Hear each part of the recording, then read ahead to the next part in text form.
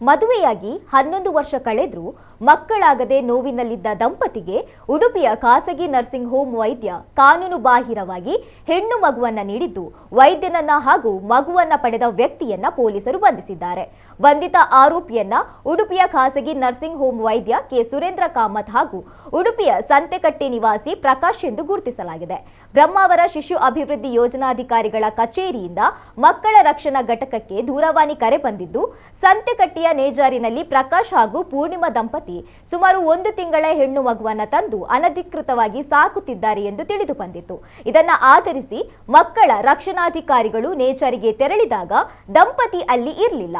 ಬಳಿಕ ಮಾಹಿತಿ ಮೇರೆಗೆ ಸಂತೆಕಟ್ಟೆಯ ಸುಬ್ರಹ್ಮಣ್ಯ ನಗರ ಮನೆಗೆ ಭೇಟಿ ನೀಡಿದಾಗ ಪೂರ್ಣಿಮಾ, ಪ್ರಕಾಶ್ 1 ತಿಂಗಳ ಹೆಣ್ಣು ಮಗು ಹಾಗೂ ಪೂರ್ಣಿಮಾರವರ ಅಕ್ಕ ಲಕ್ಷ್ಮಿ ಮನೆಯಲ್ಲಿ ಹಾಜರಿದ್ದರು.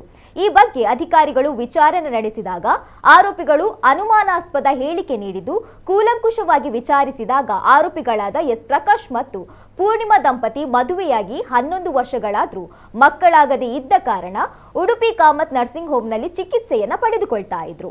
ಆ ಸಂದರ್ಭದಲ್ಲಿ ಲಕ್ಷ್ಮಿ ಇವರ ಸ್ನೇಹಿತರಿಂದ ಉಡುಪಿ ಕಾಮತ್ ನರ್ಸಿಂಗ್ ಹೋಮ್ನಲ್ಲಿ ಮಗು ಇರುವ ವಿಚಾರ ತಿಳಿದು ಆಸ್ಪತ್ರೆಗೆ ಭೇಟಿ ನೀಡಿ ಮಗುವನ್ನ ಕೇಳಿಕೊಂಡಿದ್ರು. ವೈದ್ಯರಾದ ಆರೋಪಿತ ಡಾಕ್ಟರ್ ಕೆ ಸುರೇಂದ್ರ ಕಾಮತ್ 1 ತಿಂಗಳ ಹಿಂದೆ ಜನಿಸಿದ್ದ ಯಾರೊಂದು ಹೆಣ್ಣು ಮಗುವನ್ನ ಎಸ್ ಪ್ರಕಾಶ್ ಮತ್ತು ಪೂರ್ಣಿಮಾಗೆ ಕೊಟ್ಟಿದ್ರು. ಉಳಿದ ಆರೋಪಿತರ ವಿರುದ್ಧ ಮಹಿಳಾ ಪೊಲೀಸ್ ಠಾಣೆಯಲ್ಲಿ ಪ್ರಕರಣ ದಾಖಲಾಗಿದೆ.